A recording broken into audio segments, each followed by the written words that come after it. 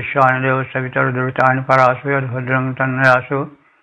ओम भद्रं कर्णेभिः शृणुयाम देवा भद्रं पश्येमाक्षभिर्यजत्राः स्थिरैरङ्गैस्तु शुभांशुस्तनूभिः व्यसेमहि देवहितं यदायुः। ओम वेद प्रेमियों सुधीर श्रोताओं, संप्रति हम सब ऋग्वेद के सप्तम मंडल के 42वें सूक्त की व्याख्या में प्रवेश करने जा रहे हैं। इस सूक्त में 6 मंत्रों का संकलन है। मंत्र दशादश वशिष्ठ मैत्रावरुणी छंद तुष्टुप देवता विश्व देवा। प्रथम मंत्र का शीर्षक है सुखी समृद्ध राष्ट्र का प्रारूप। अब संबंधित मंत्र का सर्वप्रथम सस्वर पाठ हो जाए। प्रब्रह्माणो अंगिरसो रक्षन्त प्रक्रन्दनुर्नभञ्जस्य वेतो प्रधेनव उदप्रतो नवन्त युज्याता भद्रे अध्वरस्य पेशाः। इस प्रथम मंत्र में सुखी संपन्न राष्ट्र का प्रारूप प्रस्तुत किया गया है। सुखी संपन्न राष्ट्र वही है जहाँ तेजस्वी ब्राह्मण ज्ञानी वेद पाठ कर रहे हों, जहाँ समय पर बादल बरसें, अतिवृष्टि या अनावृष्टि न हो, जहाँ नदियों में भरपूर जल प्रवाहित होता रहे और जहाँ पर पति पत्नी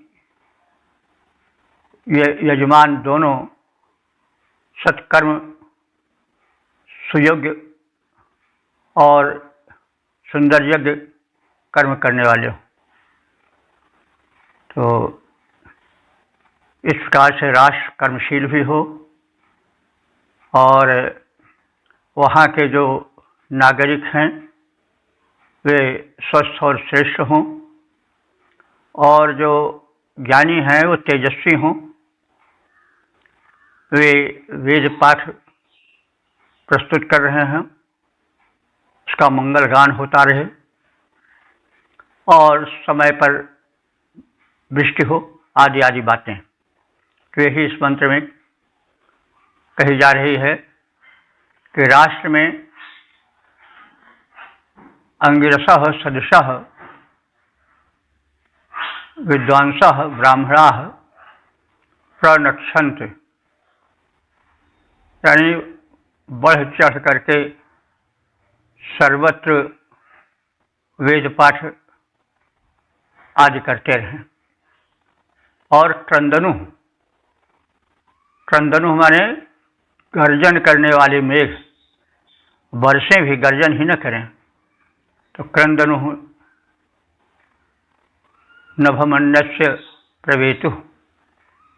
पर्जन्य जो हैं वे आकाश से वृष्टि करें और वे वेद मंत्रों को श्रवण करें, वे आकाश तक अंतरिक्ष तक व्याप्त हों, यानी उच्च स्वर में वेद पाठ होता रहे। देखिए, वर्णन में एक मानवीकरण होना स्वाभाविक है। आप इसको इस प्रकार से भी समझ सकते हैं। हम किसी मंदिर में जाते हैं तो वहाँ एक धातु की प्रतिमा है, पाषाणी प्रतिमा है, लेकिन उसको हम पाषाण नहीं समझते हैं। उससे हम अपना दुख, अपनी चाह, अपनी वेदना प्रकट करते हैं, जैसे कोई बहुत सगा हमारा हो और सब सुन रहा हो। उसी प्रकार से सभी धर्मों में है, मस्जिदों में है, लोग इसी भावना से जाते हैं, कोई सुन रहा है, गुरुद्वारा हो, कोई भी हो। तो वही उसी प्रकार से यहाँ वेद में भी, इस मंत्र में भी यह प्रकट किया जा रहा है कि बादल हमारी प्रार्थनाएं सुने। तो यद्यपि एक दृश्य तो ये जड़ हैं, लेकिन नहीं, जब प्रार्थना की जाती है तो उसमें चेतनता, आस्था के पीछे एक चेतना भी आ जाती है। और यूँ माने तो सर्वम खलुदम ब्रह्म, सब ब्रह्म ही है, सब में चेतना है, उसके पीछे कोई न कोई नियंत्रक शक्ति है, वही जो है वो देव है। क्योंकि कोई भी कण यहाँ का ऐसा नहीं है जो कि परमात्मा के विरुद्ध कार्य करे। परमात्मा कौन है? जो एक सर्वोच्च सत्ता है, जिसकी इच्छा से ब्रह्मांड चल रहा है। तो अब वो कोई आकर के सामने तो कुछ कहता नहीं है, लेकिन संदेश, परिणाम की भाषा में वो सब कुछ कह देता है। तो इस प्रकार से वेदार्थ के कठिन मार्ग पर चलने के लिए पहले मंत्रों का कथ्य क्या है, उसके कहने का ढंग क्या है, उसको समझना आवश्यक है। तभी मंत्रार्थ स्पष्ट हो पावेगा। और ऋग्वेद को देवों का काव्य भी कहा गया है। वैश्य देवस्य काव्यम यो न ममाल न जीर्यति। तो वही काव्य की भाषा कुछ अलग होती है। जो कविता में है उसमें तमाम अलंकार होते हैं, तमाम रस होते हैं, लक्षण व्यंजना होती है। फूल खिले कलियां मुस्काई। तो अब फूलों का हंसना, कलियों का मुस्काना, तो कोई अगर विज्ञान की भाषा में उसको समझे तो उस रस से नहीं कहा जाएगा। विज्ञानी इस प्रकार से कहेगा कि भाई इस पेड़ में पुष्प लगे हैं या इस लता में यह लता पुष्पित है, तो उसका कारण यह है कि एक विकास होता है, उसमें एक प्रकार की सत्ता का संचरण होता है, एक नियम होता है, और इस कारण से लताओं में फूल आते हैं, वृक्षों में फल लगते हैं। उसके पीछे यह वैज्ञानिकता है। लेकिन जब वही चीज़ काव्य में कही जाती है तो फल वृक्ष के पुत्र हैं, लताएं आलिंगन कर रही हैं, आदि आदि बातें कही जाती हैं। तो इसलिए अर्थ समझने के लिए आवश्यक है कि हम अलंकारिकता में छिपी हुई भावना को समझें, तब जो है इस देव काव्य वेद का अर्थ सुगम हो पावेगा। तो वही कहा जा रहा है कि ब्राह्मणः अंगिरसः, वे ब्राह्मण यानी वो विद्वान ज्ञानी। ब्राह्मण का अर्थ जाति विशेष नहीं है, वो ज्ञानी के लिए प्रयुक्त होता है। ब्रह्म का अर्थ होता है वेद मंत्र, अथवा ब्रह्म माने परमात्मा, पर ब्रह्म भी लोग मानते हैं। तो जो वेद मंत्र हैं वे ईश्वर की भाषा हैं, तो ईश्वर ही हैं। तो बाद में एक वर्ग विशेष को ब्राह्मण कहा जाने लगा, क्योंकि वे पढ़े लिखे होते थे, उनमें संस्कार होते थे, तो वे ही वेदार्थ करते थे, वेदोच्चारण करते थे, तो इसलिए उन्हीं को ब्राह्मण कह दिया गया। ये तो शब्द अपनी यात्रा में अनेक रूप धारण करता रहता है। तो कहने को मतलब अर्थ को समझने के लिए एक दृष्टिकोण चाहिए, एक चक्षु चाहिए। बिना उस उस पद्धति के अपनाए हुए अर्थ या शब्द के जगत में प्रवेश करेंगे तो वह साधारणीकरण को नहीं प्राप्त हो सकेगी। यानी वो ठीक से समझ में आ जाए, साधारण लोग भी उसको समझ सकें, वो संभव नहीं हो सकेगा।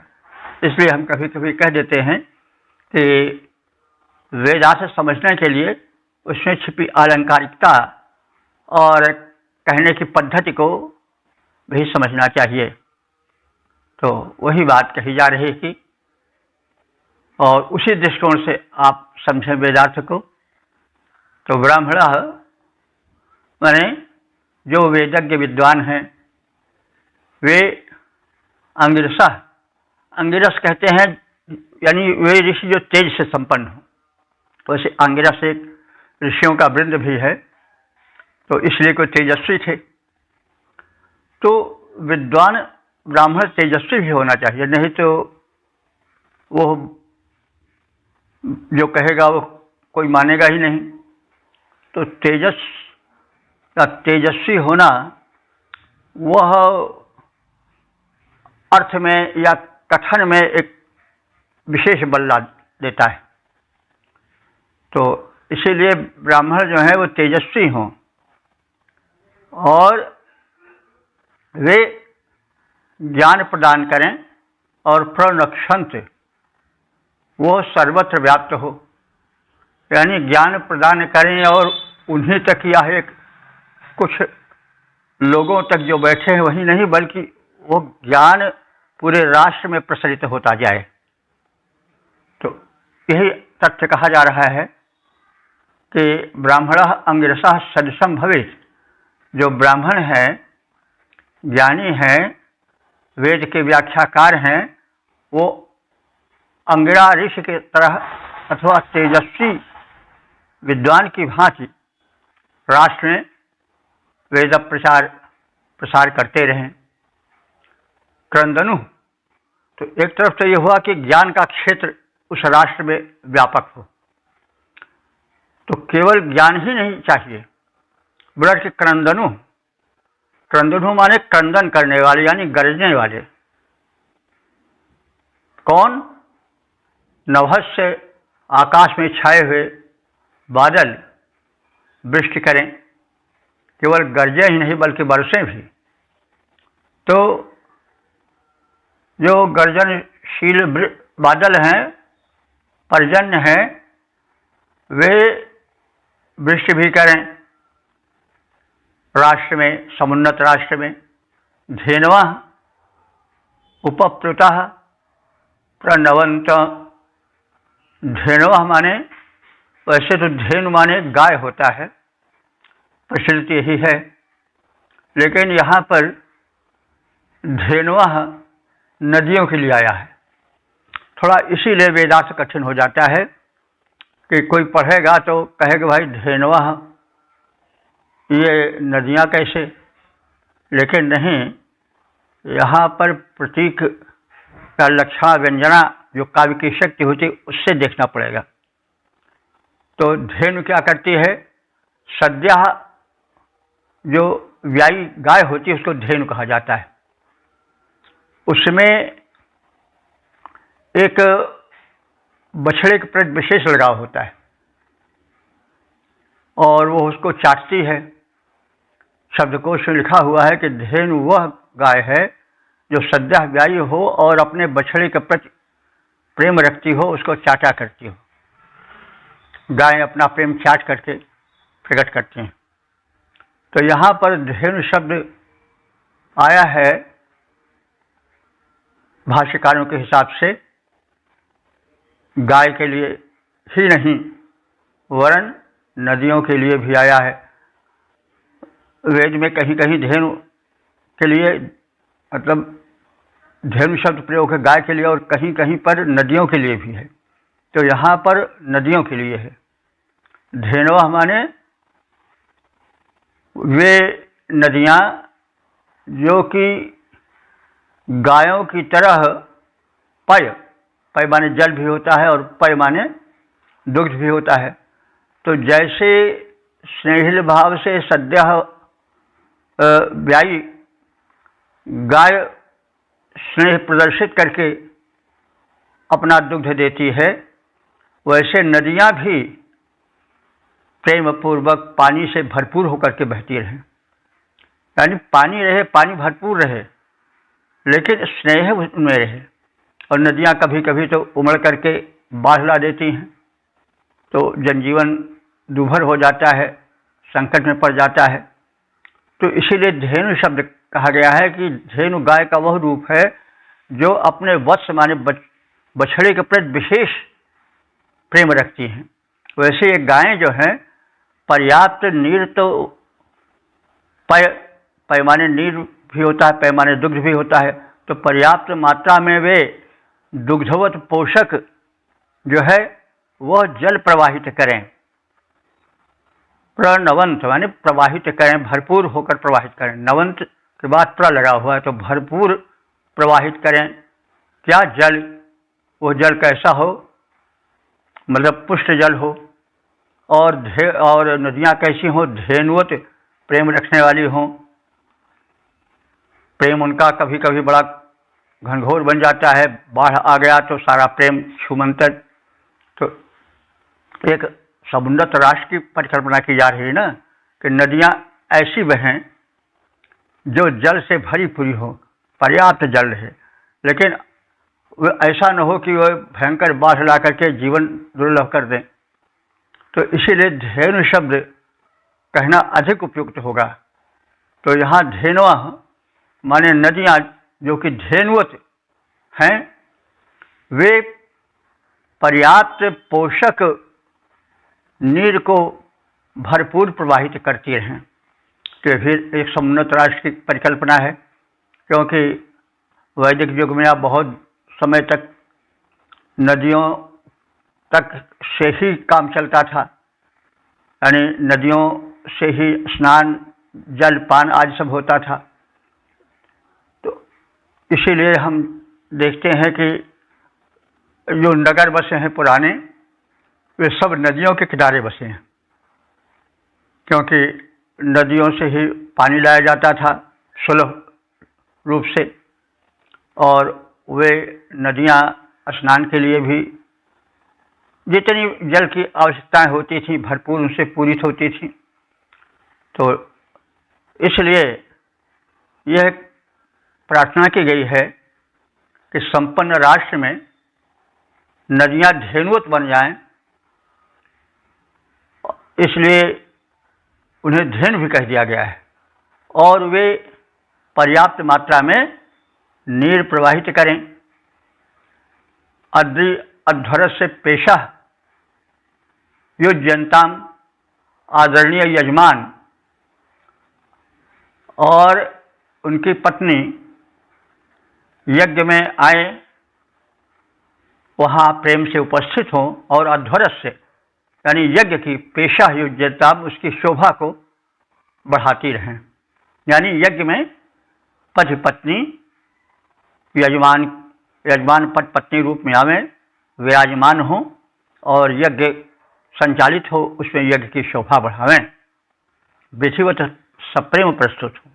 तो इस प्रकार से इसमें क्या कहा गया है कि जिस राष्ट्र में विद्वान जो हैं वे वेद ज्ञान से परिपूरित हों, तेजस्वी हों, और उनके द्वारा वेद पाठ होता रहे, जो मेघ हैं वे भरपूर जल प्रदान करते रहें, और जो नदियां हैं वो जल से भरी होकर प्रवाहित हों, और धेनुवत तटवासियों को सुख और प्रदान करती हैं, लेकिन प्रेम पूर्वक सुख प्रदान करती रहें, और यज्ञ होता रहे, यज्ञ में यजमान प्रेम पूर्वक सपत्नीक उपस्थित रहें।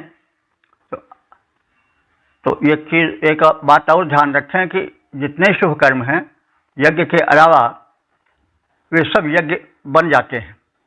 तो यज्ञ का व्यापक अर्थ लेना चाहिए, माने कोई भी शुभ कार्य हो, कोई भी यज्ञ कार्य हो, तो उसमें पति पत्नी दोनों उपस्थित रहें और सप्रेम उपस्थित हों। तो यह एक आदर्श राष्ट्र की परिकल्पना है। तो राष्ट्र में अंगिरस अर्थात ज्ञानियों के मंगलमय वेदगान से सर्वत्र वातावरण गुंजित रहे, पर्जन्य देव हमारे स्तोत्रों का श्रवण करें और भरपूर नीर को बरसाएं, सिंचन में उपयोगी सरिताएं जल से परिपूर्ण होकर प्रवाहित हों, अन्न के प्रचुर उत्पादन से युक्त धनी संपन्न आदरणीय यजमान यज्ञ में भाग लें और वे यज्ञ की शोभा बढ़ावें और वहाँ पर सपत्नीक प्रस्तुत हों। तो ज्ञानी करें राष्ट्र में प्रेरक मुद मंगलमय काव्य प्रसार। ज्ञानी करें राष्ट्र में प्रेरक मुद मंगलमय काव्य प्रसार।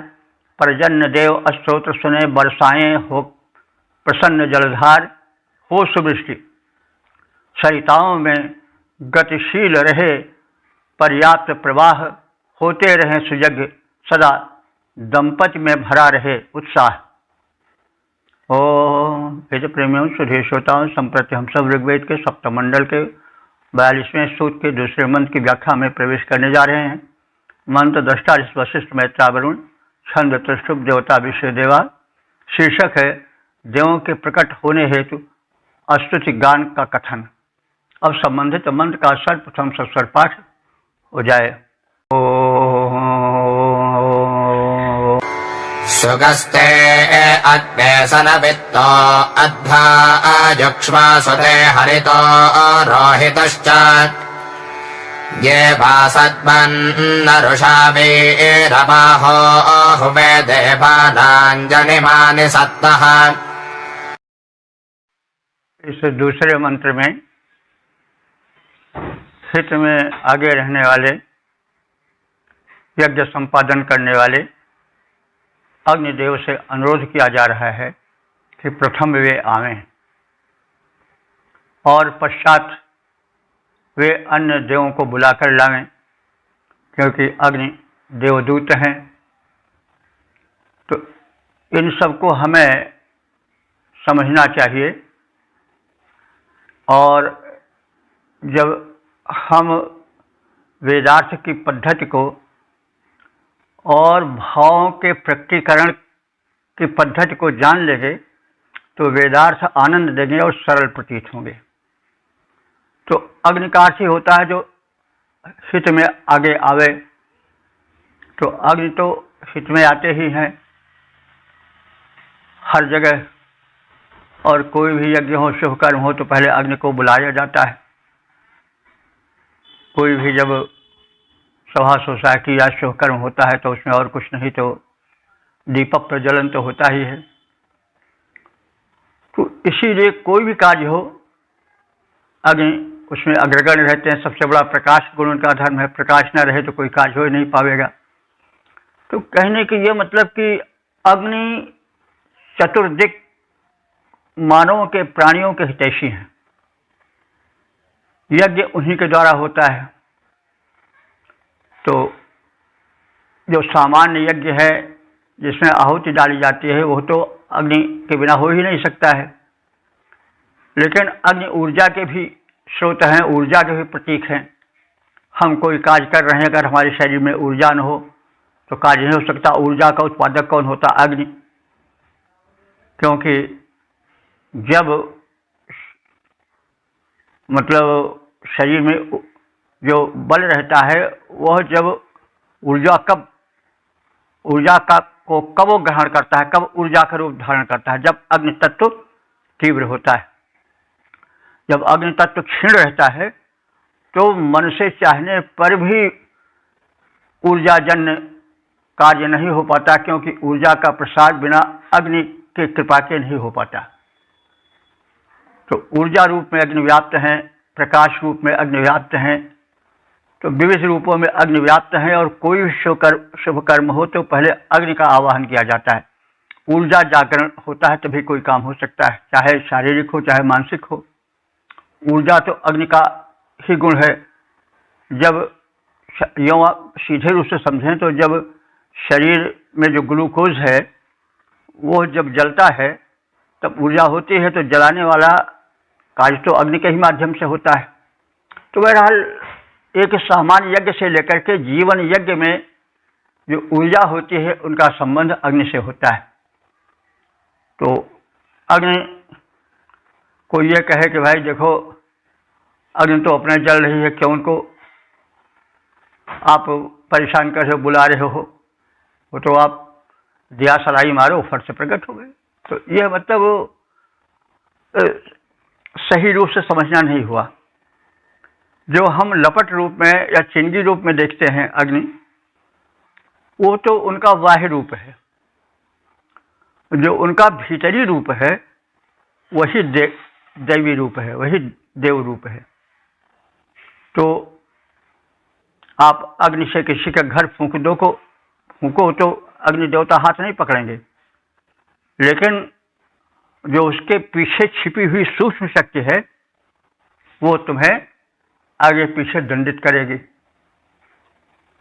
तो इसी प्रकार से प्रत्येक शुभाशुभ कर्म में जो अग्नि प्रज्वलन होता है, अग्नि का हम जो साक्षात दर्शन करते हैं, वो अग्नि तो एक बाह्य रूप है, लेकिन उसके भीतर जो शक्ति है वो चेतन है। वो सारे कार्यों को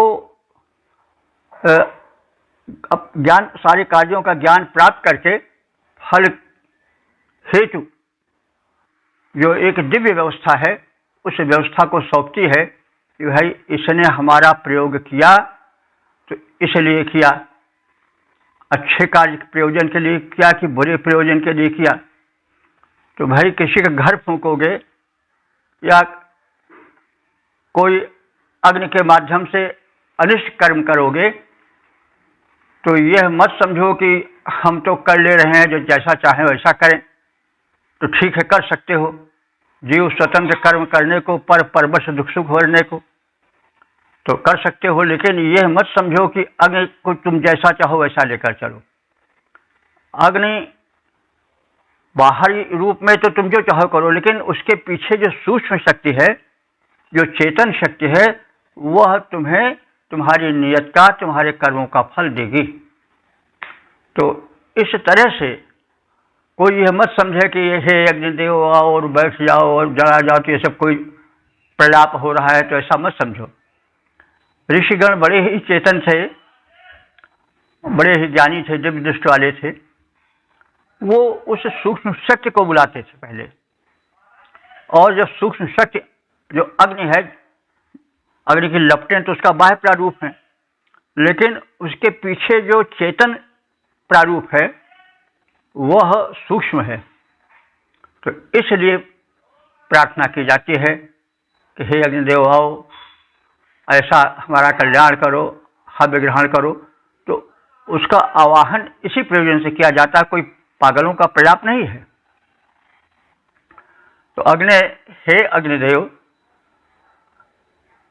ते सनवित्ता अध्वा सुगा, हम तुम्हें आमंत्रित कर रहे हैं, और ते माने तुम्हारा, सना माने सनातन जो आने का क्रम है, उस क्रम में तुम्हारा अध्व कहते हैं मार्ग, सुगम माने सुगम हो।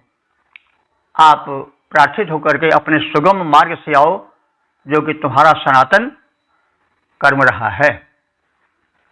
और तुम्हें लाने वाले तुम्हारे दो अश्व तुम्हें वेग से लावें, और वे कैसे हैं? हरिता रोहिता चा। एक जो अश्व है वो तो हरिता माने श्याम वर्ण का, तो हरित माने हरा होता है, लेकिन हरा से मतलब श्याम वर्ण हो जाए, क्योंकि घोड़े तो हरे रंग के होते नहीं। तो कभी कभी एक शब्द दूसरे का भी अर्थ देने लगता है। तो हरिता से तात्पर्य है श्याम वर्ण, हरा वर्ण नहीं। तुम्हारे जो दो अश्व हैं उनमें से एक श्याम वर्ण का है और रोहिता, और दूसरा रोहित वर्ण का यानी लाल वर्ण का है। ये तुम्हारे दो घोड़े हैं। तो इसको आप बड़े सीधे अर्थ से समझो तो यह समझा जा सकता है कि अग्नि का दो प्रारूप होता नहीं, जिससे प्रकट होता है, जिससे अग्नि आगे बढ़ता है। एक तो धुआं रहता है और एक लपट रहती है। लपट बिल्कुल लाल लाल रहती है, वो मतलब रोहित या लोहित होती है। अब संस्कृत में यह है कि यरलयो अभेदा, यानी रा को ला रयो माने ला को और रा को में अभेद देखा जाता है। जैसे डाल को डार भी कह देते हैं, वैसे रोहित है, रोहित से मतलब लोहित, लोहित माने लाल। तो हरिता माने श्याम वर्ण के, और रोहिता माने लोहित लाल रंग के। तुम्हारे जो दो घोड़े हैं वे बड़े तीव्रगामी हैं। तो अब यह देखना पड़ेगा कि अग्नि के दो घोड़े हैं तो कौन काला है और कौन लाल है। तो काला तो जो धुआं उठता है और धुएं के जरिए आग बढ़ती रहती है और वही बताता है कि देखो अग्निदेव वहाँ पर हैं। तो वो जो धूम है अग्नि का, वही अग्नि का जो है वो हरित अथवा श्याम वर्ण का जो है अश्व है, और जो लपटें होती हैं वही लोहित रोहित या लोहित वे लाल वर्ण की हैं।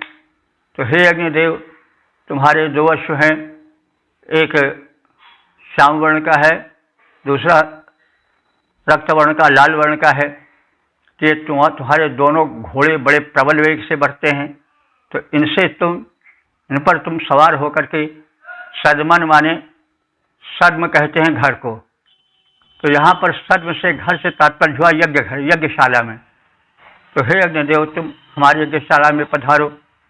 तुम्हारे श्याम वर्ण के और रक्त वर्ण के दोनों अश्व बड़े तीव्र हैं। ते वीरवाहा अरुषः, और वे तुम्हारे जैसे वीरवाहा माने वीर पुरुषों को वहन करने में, ढोकर लाने में बड़े समर्थ हैं, बड़े तेजस्वी हैं। तुम्हारे अश्व युक्ष उनको अपने रथ में जोतो। सत्तः देवानाम जन्मन हुए, सत्तः हम यज्ञ में बैठ करके और अन्य देवों को बुलाने के लिए स्तोत्र गान कर रहे हैं। तो इस प्रकार से इसमें अग्निदेव के आवाहन का प्रथम कथन है कि हे अग्निदेव, तुम आओ, तुम ऐसे हो, तुम इस प्रकार से हो, तुम्हारे अश्व ऐसे हैं, तुम सनातन धर्म को निभाने वाले हो। और फिर अंत में कहा गया है कि हम अन्य देवों के बुलाने के लिए स्तोत्र गान, यानी उनको बुलाने के मंत्र, स्तुति के मंत्र सुनाएंगे या सुनाने जाएंगे। पहले आप आगमन करो, उसके बाद हम फिर स्तोत्र पाठ करेंगे कि जो देवगण हैं वे आवें। तो हे अग्निदेव, तुम्हारा सनातन मार्ग सुगम बने। जो श्याम वर्ण के और अरुण वर्ण के अश्व यज्ञ गृह में आने के लिए तत्पर हैं, उनसे तुम वेगपूर्वक हमारी इस यज्ञ भूमि पर आओ, क्योंकि हम तुम्हारा आवाहन करते हैं। तुम्हारे अश्व तेजस्वी हैं, बलशाली हैं, तथा तुम जैसे वीरों के वहन करने में पूर्ण सक्षम हैं। उन्हें रथ में जोतो। मैं यज्ञस्थल पर बैठकर देवों को प्रकट होने हेतु उनके निमित्त स्तोत्रों का गायन कर रहा हूँ। इस प्रकार से मेरा यज्ञ सफल हो और यज्ञ परिपूरित हो। आप आओ, साथ साथ जो श्रेष्ठ देव हैं, जो सूक्ष्म शरीर रूप में हैं, वो भी यहाँ पर विराजमान हो कि आवाहन है। और इस प्रकार से प्रथम अग्निदेव का स्तवन है, उनके मंत्र सुनाए जा रहे हैं, और फिर अंत में देवों के बुलाने का कथन है। मार्ग सनातन सुगम तुम्हारा, बने अग्नि देवता महान। श्याम अरुण वर्णी दो घोड़े, यज्ञ भवन में विद्यमान। जो तो उन्हें वहन करते जो, तुझसे वीर बांकुरे महान। यज्ञ भूमि पर बैठा करता हूँ मैं, देवास्तुति का करने गान। ओम वेद प्रेमियों, सुधे श्रोताओं, संप्रति हम सब ऋग्वेद के सप्तम मंडल के 42वें सूक्त के तीसरे मंत्र की व्याख्या में प्रवेश करने जा रहे हैं। मंत्र द्रष्टा वशिष्ठ मैत्रा वरुण, छंद त्रिशुभ, देवता विषय देवा। शीर्षक है अग्नि स्तुति से सुरमंडल को बुलावें। अब संबंधित मंत्र का सस्वर पाठ हो जाए।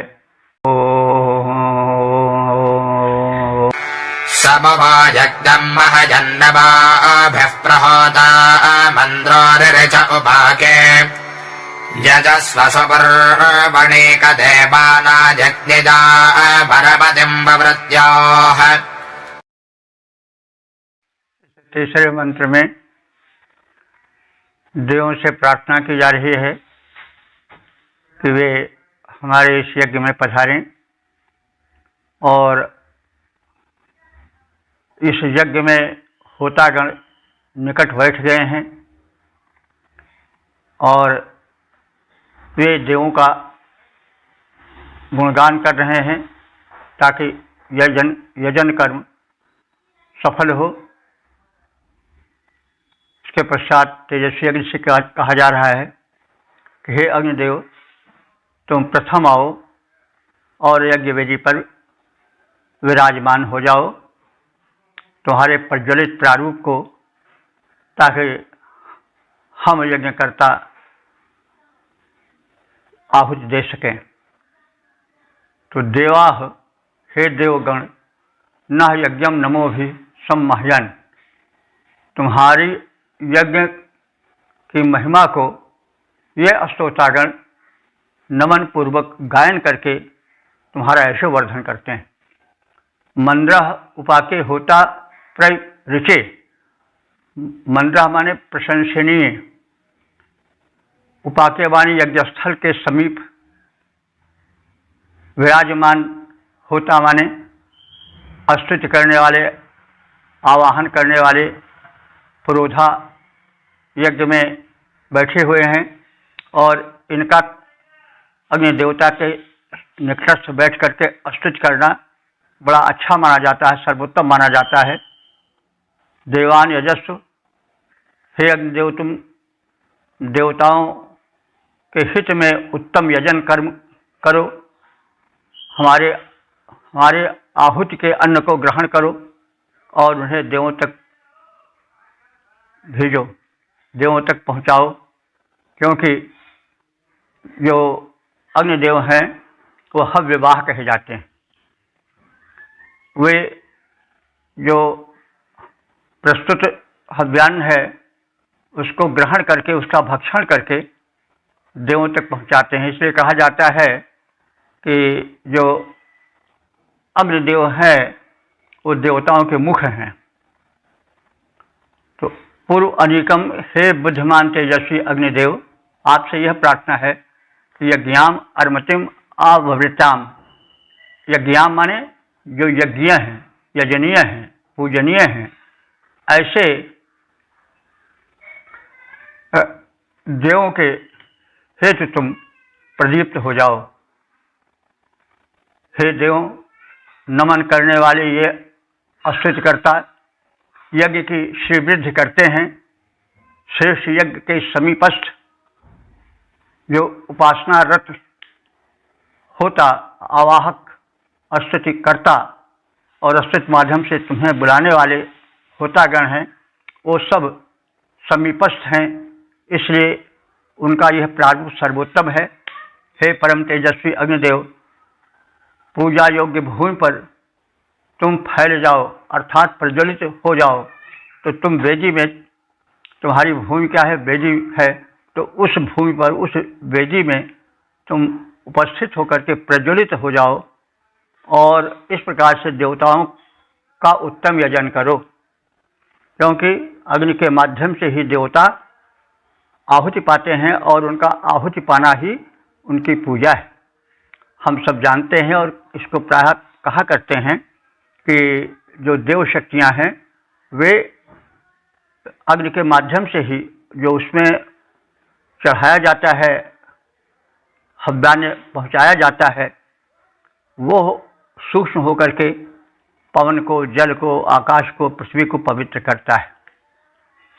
तो यह बात तो सीधे कह दी गई, लेकिन उसको कहने में कुछ अलंकारिकता आती है, क्योंकि वेद एक काव्य भी है। तो इस प्रकार से दिव्य शक्तियों को बुलाने, उन्हें आहुति पहुँचाने हेतु अग्नि से प्रार्थना की गई है कि हे देव, नमन करने वाले स्तुतिकर्ता यज्ञ की श्रीवृद्धि करते हैं।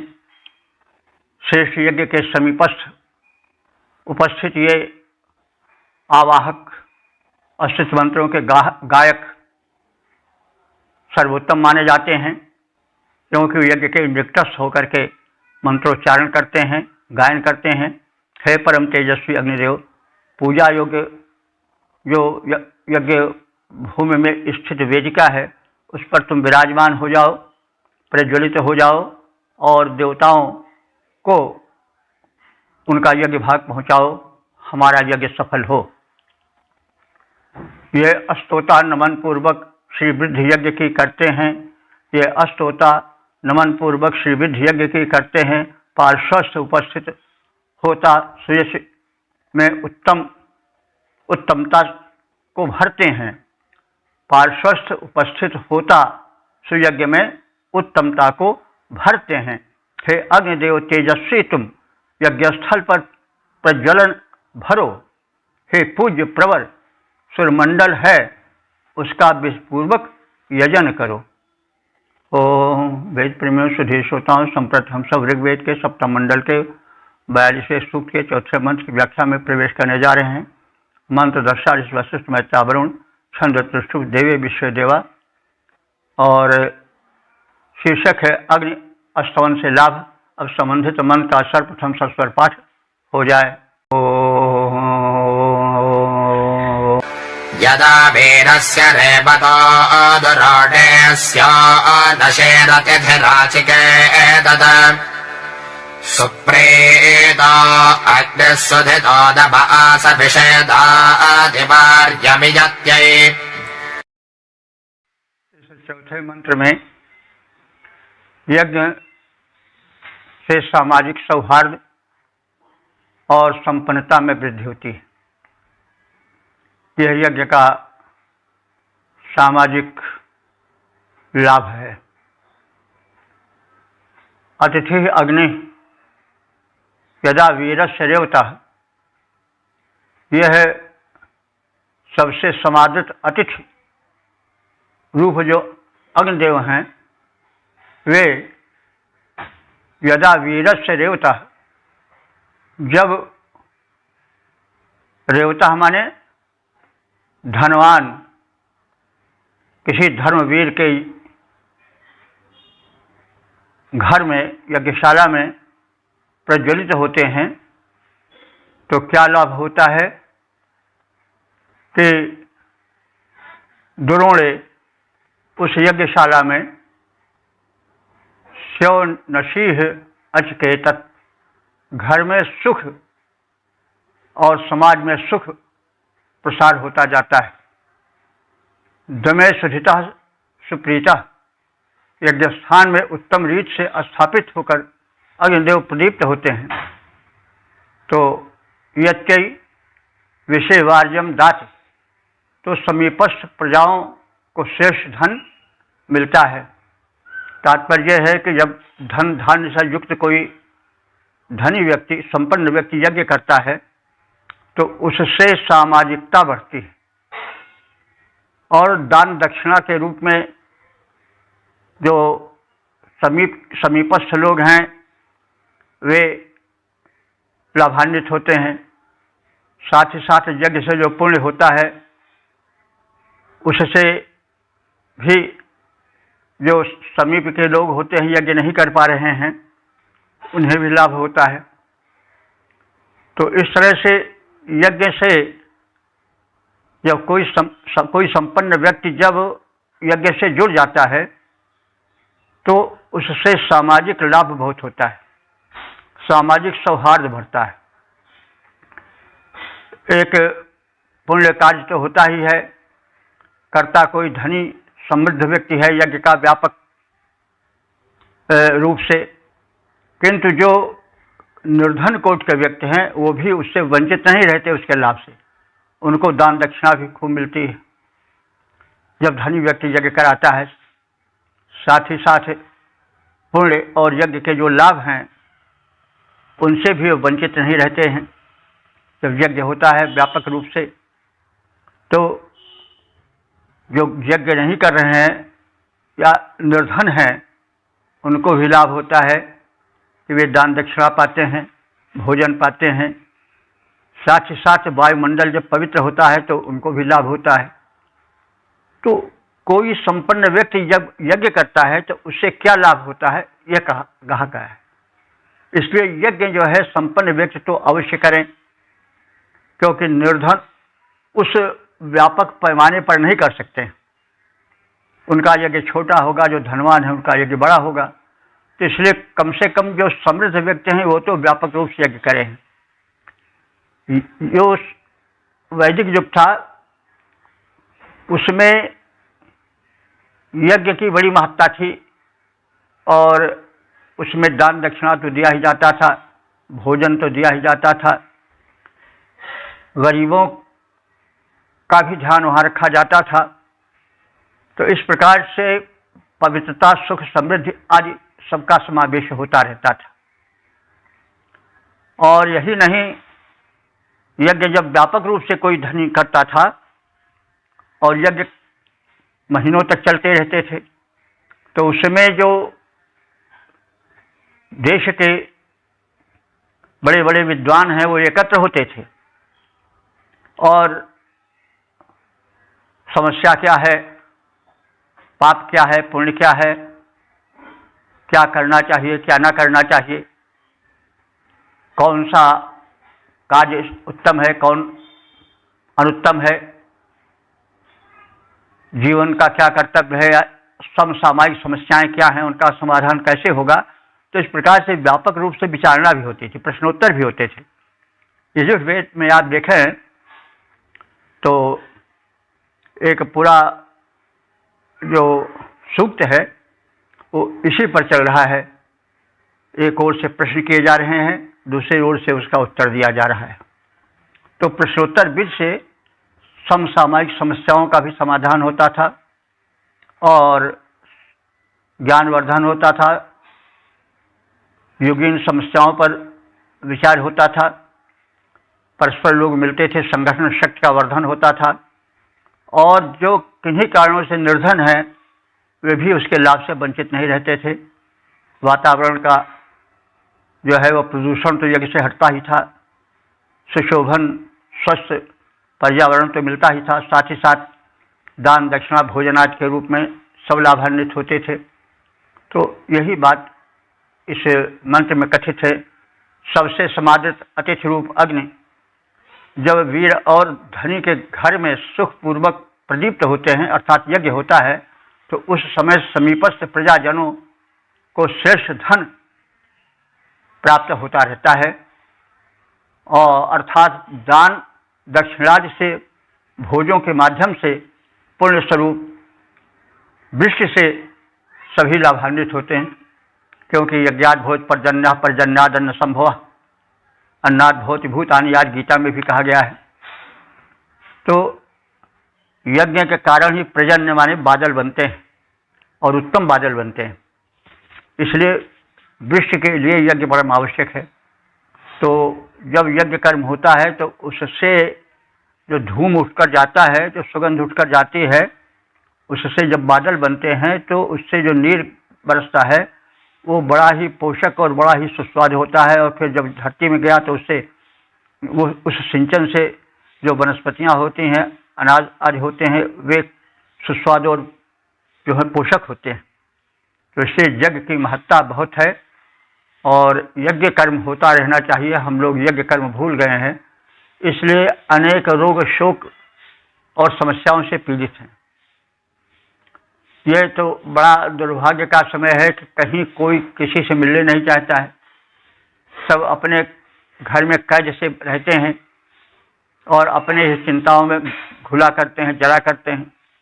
यदि यज्ञ हो उसमें सब एकत्र हों, उसमें परस्पर सौमनस्य हो, मिले जुले लोग, मिलते जुलते आज भी हैं। कभी कभी जब जैसे विवाह हुआ, यज्ञ हुआ, कोई भागवत कथा का आयोजन हुआ तो गांव के या दूर दूर के लोग जैसा होता आते हैं, वहाँ मेल मिलाप बातचीत होती है और फिर याज्ञिक लाभ तो होता ही है, ज्ञान आज का वितरण तो होता ही है, लेकिन वो बहुत कम रह गया है।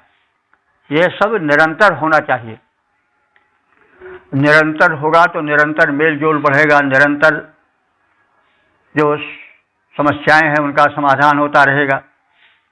नहीं तो लोग अपने ही घर में कैद पड़े रह जाते हैं, आपसे में जूझा करते हैं। जो द्वंद्व हैं विचारों के वे चला करते हैं।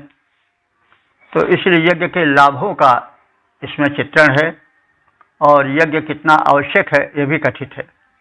अग्नि समादृत अतिथि श्रेष्ठ सदृश है। अतिथि देवो भव। वैदिक युग में अतिथि को देवता माना जाता था और बड़ा पूजनीय होता था। इसीलिए कहा जा रहा है अग्नि समादृत अतिथि सदृश हैं, परम पूज्य हैं, महिमावान। जब धनवान भवन में होते हैं प्रदीप्त वे अग्नि महान, समीपस्थ जन तब होते लाभान्वित, पाद धन का सुदान। यज्ञ बृहद होता है जिसको करते हैं समर्थ धनवान। ओम वेद प्रेमियों सुधीर श्रोताओं, संप्रति हम सब ऋग्वेद के सप्तम मंडल के 42वें सूक्त के 5वें मंत्र की व्याख्या में प्रवेश करने जा रहे हैं। मंत्र दशा वशिष्ठ मैत्रावरुण छंद त्रिशुभ देवता विषय देवा। शीर्षक है अग्निदेव से निवेदन। अब संबंधित मंत्र का सर्वप्रथम स्वर पाठ हो जाए।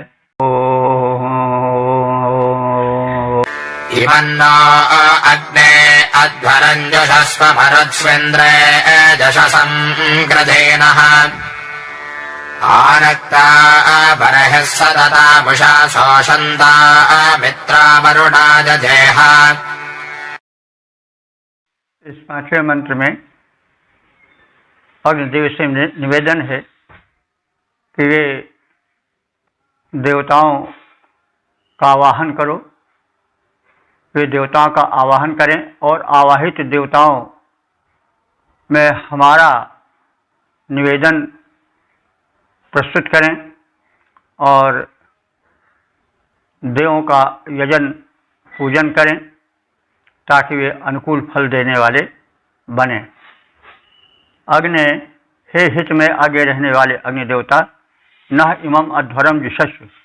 न माने हम सबके, इमम माने इस, अध्वर माने हिंसा रहित यज्ञ को, जुषस्व माने सेवन करो यानी स्वीकार करो। हम जो यज्ञ है इसको हिंसा रहित कर रहे हैं, इसीलिए यह अध्वर है। इसमें किसी को कष्ट नहीं हो रहा है, न कष्ट दिया जा रहा है, सबको आनंद ही प्रदान करने की चेष्टाएं हैं इसमें, इसलिए इसका सेवन करो। तो अध्वर शब्द जैसा हम कहते आए हैं यह बार बार बताता है कि यज्ञ को हिंसा शून्य होना चाहिए, यहाँ तक किसी को मन से भी कष्ट न पहुँचे तो वो ही यज्ञ होता है, नहीं तो वो यज्ञ आसुरी यज्ञ हो जाता है, उसका फल सही नहीं मिलता है। तो हमारे इस अहिंसक यज्ञ को स्वीकार करो, उसे परिपूर्ण करो, सफल करो। मरुत्सु इंद्र न यशम कृधि। और हे अग्निदेव, मरुत्सु माने मरुद गणों में, इंद्र माने इंद्र के मध्य, न माने हमारा, यशम कृधि माने यश पहुँचाओ, यानी हम जो शुभ कार्य कर रहे हैं उसमें देवशक्ति, जो प्रमुख देवशक्ति हैं इंद्र, जो मरुत हैं, इनमें हमारे उस शुभ कर्म की चर्चा करो, क्योंकि आप देवदूत हैं, हम मनुष्यों और देवशक्तियों के मध्य संबंध जोड़ने वाले हैं। तो हमारा जो शुभ कर्म है उससे उन्हें परिचित कराओ कि देखो अमुक व्यक्ति इस प्रकार से है, वो यज्ञशील है, शुभ कर्म करने वाला है, आप उसको अवश्य सुफल प्रदान करें।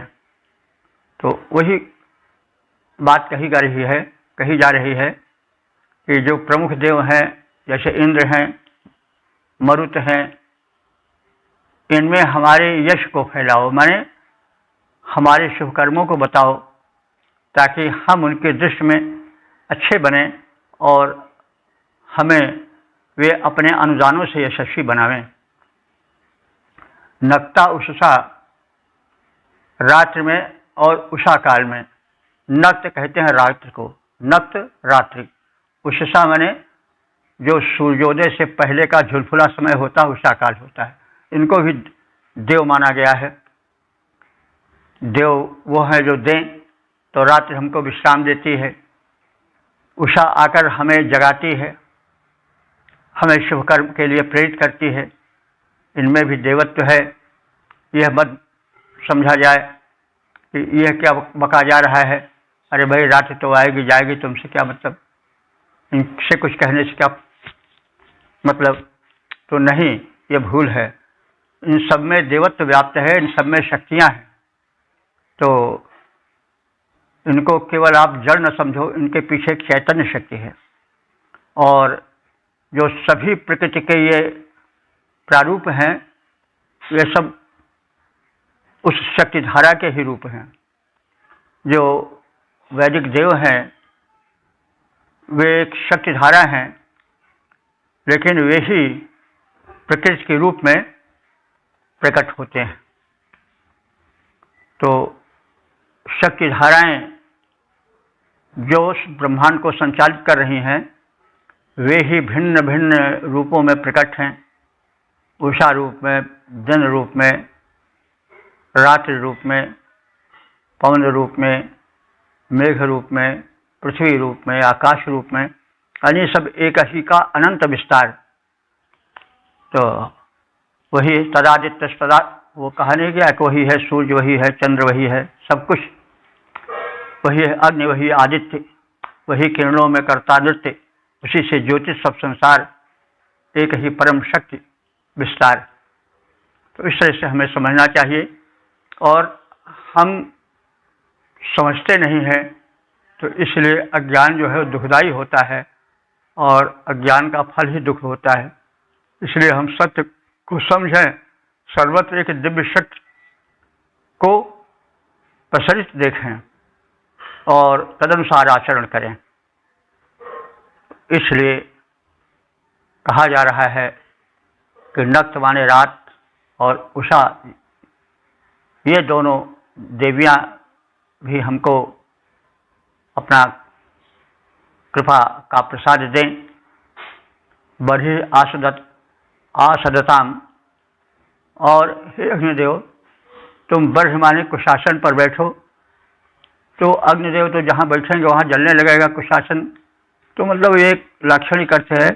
और वैसे हमने देखा है, आप भी देखते होंगे कि जो अच्छे कर्मकांडिक लोग हैं वो पहले यज्ञ वेदी में जो कुश है उसमें घृतादि लगा करके डालते हैं। तो वही जो कुश का डालना होता है वही अग्नि को आसन देना हुआ।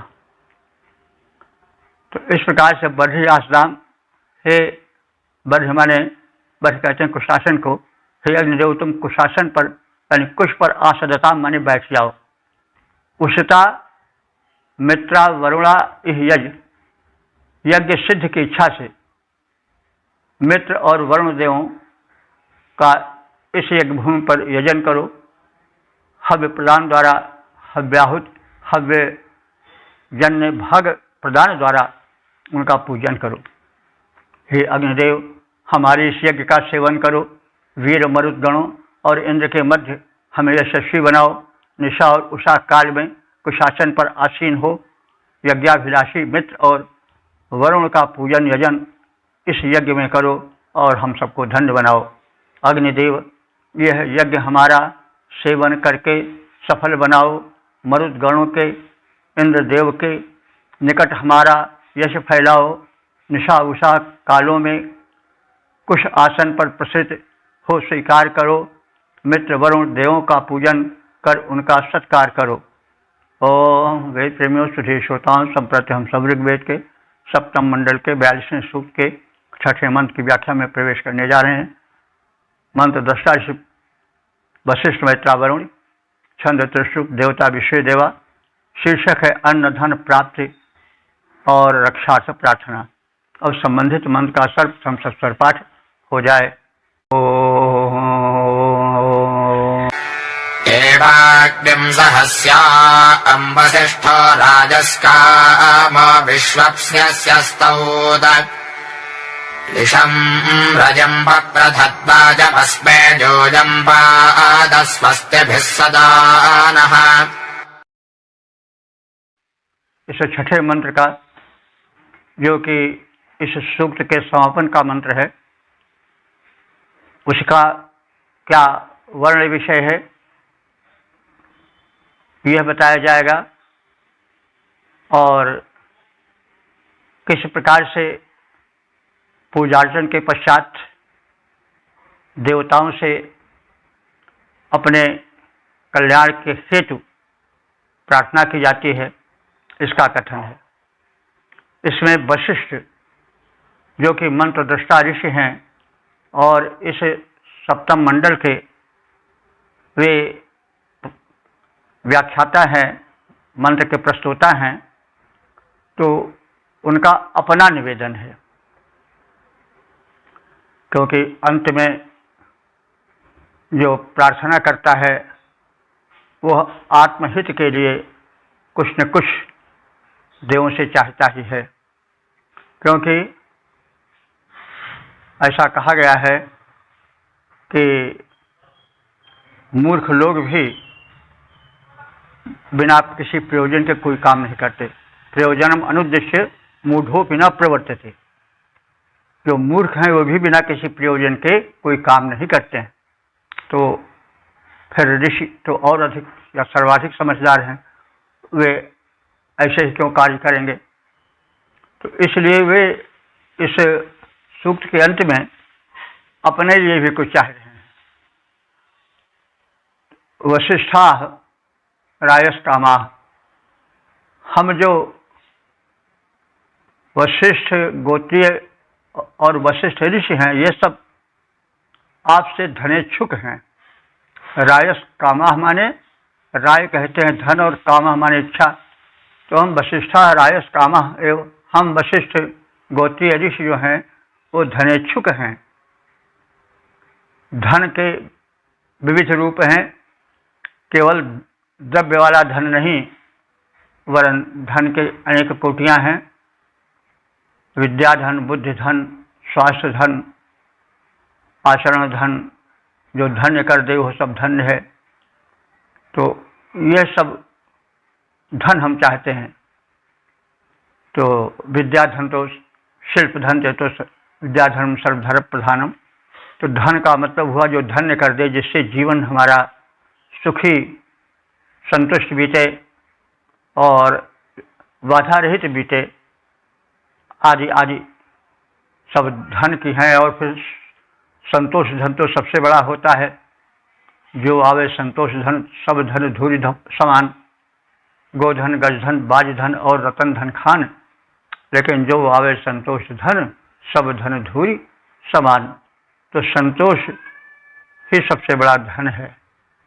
तो कहने का मतलब संतोष ये नहीं समझना चाहिए कि काम ना करें और बस अजगर करें न चाकरी, पंछी करें न काम, दास मलूका कह गए सबके दाता राम। तो भाई इस प्रकार का संतोष नहीं चाहिए। संतोष चाहिए कि हमने उद्यम किया और उद्यम करने से हमको जो कुछ मिला उसमें हम संतुष्ट हो जाएं, तो यह संतोष है। तो जो वशिष्ठ वंशीय ऋषि हैं वो कह रहे कि हम सब धनेच्छुक हैं और इसलिए हमें आप मनोवांछित धन प्रदान करो। सहस्य अग्निम, सह कहते हैं बल को, सहस्यम अग्निम माने बलवान अग्नि की। विश्वप्स्नस्य अस्तौत, सभी प्रकार के धन हेतु हम स्तुति करते हैं। देखिए मंत्र में भी विश्व कह करके संपूर्णता का संकेत कर दिया गया है। यानी जितने धन हैं जो कथित हैं, कहे गए हैं, जिसके हमने अभी कहा है, उन सब धनों की प्राप्ति हेतु हम स्तुति करते हैं।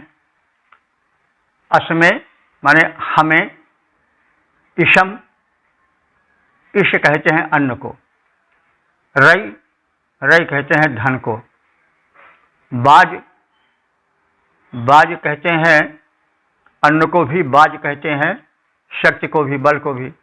तो चूंकि ईशम शब्द आ चुका है जो अन्न का पर्याय माना जाता है, तो अब बाज को अन्न के अर्थ में प्रयुक्त नहीं करना चाहिए। बाज जो है वो बल के अर्थ में, क्योंकि बल बड़ा परम आवश्यक है। अगर बल ना रहा, चाहे शरीर में बल या बुद्धि में बल या आचरण में बल, कोई बल ना रहा तो व्यक्ति पंगु हो जाता है। तो इसलिए धन के साथ साथ बल भी होना चाहिए, क्योंकि बल से ही धन की रक्षा हो पाती है। तो उसमें इशम हम उपासकों को आप अन्न दो, रैम माने अन्य धनों को भी दो, बाजम माने बल को भी दो।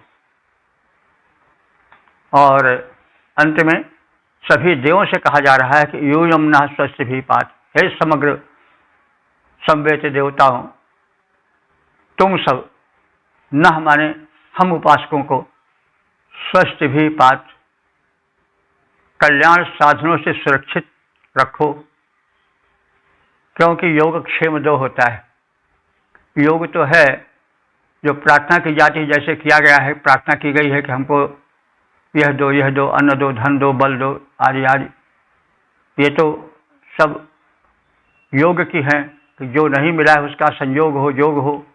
लेकिन उसके बाद क्षेम शब्द आता है। क्षेम माने सुरक्षा। तो जो मिला है, जो नहीं मिला वो मिले, और जो मिला है वो सुरक्षित हो।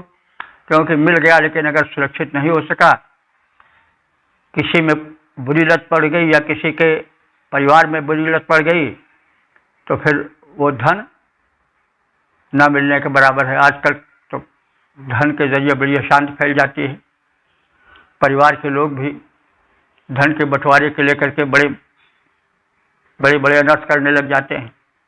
तो भाई धन तो आपने दिया, लेकिन धन के साथ साथ रक्षा भी प्रदान करो, कि आपसे प्रार्थना है। ऐश्वर्य कांक्षी वशिष्ठ ने, उनके वंशीय ऋषियों ने आपसे निवेदन किया है कि हमें सभी प्रकार के धन दो, और इस हेतु हम अग्निदेव की स्तुति भी कर रहे हैं। अग्निदेव हमें हमारे स्तुति को सुनकर अन्न दें, धन दें और बल दें। और हे देवगण, जो तुम अग्नि द्वारा आवाहित हुए हो, हमारे यज्ञ भूमि पर विराजमान हो गए हो सूक्ष्म रूप से, आप सब हमारी प्रार्थना सुनो। और हे देवगण, तुम सब अपने कल्याण साधनों द्वारा हमारी सुरक्षा करो। ऐश्वर्य कांक्षा से वशिष्ठ से प्रार्थित हैं पावक महान। ऐश्वर्य कांक्षा से वशिष्ठ से प्रार्थित हैं पावक महान, जिससे हो प्राप्त समस्त विभव हो जाए हम ऐश्वर्यवान। दें सेवित अग्निदेव हमको धन, अन्न और बल भी विशाल। हे देव, निज रक्षा साधन से रक्षित करो, कर दो निहाल। तो इस प्रकार से हमने ऋग्वेद के सप्तम मंडल के 42वें सूक्त के 6 मंत्रों की व्याख्या से परिचय प्राप्त किया। अब तक जो मंत्र व्याख्यायित हो चुके हैं उनकी संख्या हो चुकी है 5531। तो इस प्रकार से भगवत कृपा से हम सब आगे बढ़ रहे हैं। और इस सूक्त में वही सामान्य बातें हैं, और प्रार्थना की गई है, देवताओं की शक्ति बताई गई है। साथ साथ एक समुन्नत राष्ट्र हेतु भी प्रार्थना की गई, क्योंकि राष्ट्र जब समुन्नत होगा, राष्ट्र जब सुविचारों से पूरित होगा, वहाँ सुविष्ट होगी, तो वहाँ विद्वान होंगे, जो लोग इसी चिंतन में संलग्न होंगे, तो फिर राष्ट्र जो है वो समृद्ध होगा। वहाँ पर बड़े बड़े लोग यज्ञ कर्म करते रहें, शुभ कर्म में संलग्न रहें, और शुभ कर्म भी यज्ञ ही है। लेकिन इसके अतिरिक्त यह यज्ञ कर्म जो होता है आहुति के प्रदान द्वारा, यह भी होता रहे, क्योंकि इससे वातावरण का प्रदूषण नष्ट होता है। तो आज के युग में तो विशेष करके सभी पर्यावरण दूषण से जो है वो संत्रस्त हैं।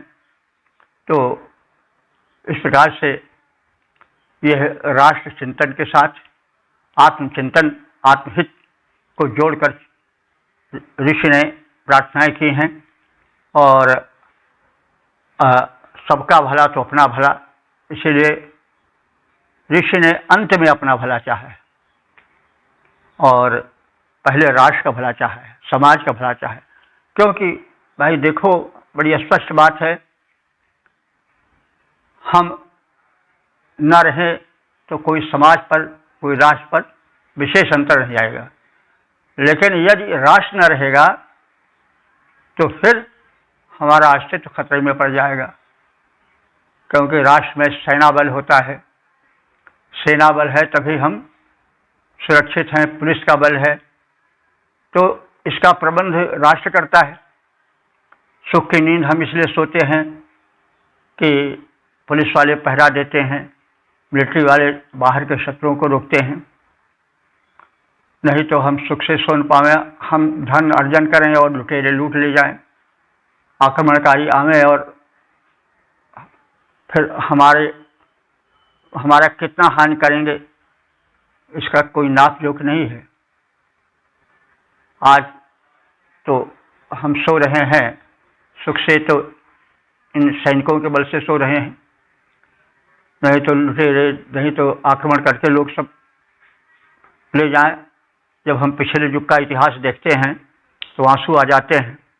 उस समय जब बाहर के ये आक्रमणकारी तुर्क आदि आते थे तो यहाँ की कलाकृतियों को लूट ले जाते थे, बहू बेटियों को बेइज्जत कर देते थे, अपहरण करते थे, और वे धन ही नहीं ले जाते थे वरन तमाम लोगों को गुलाम बना करके ले जाते थे।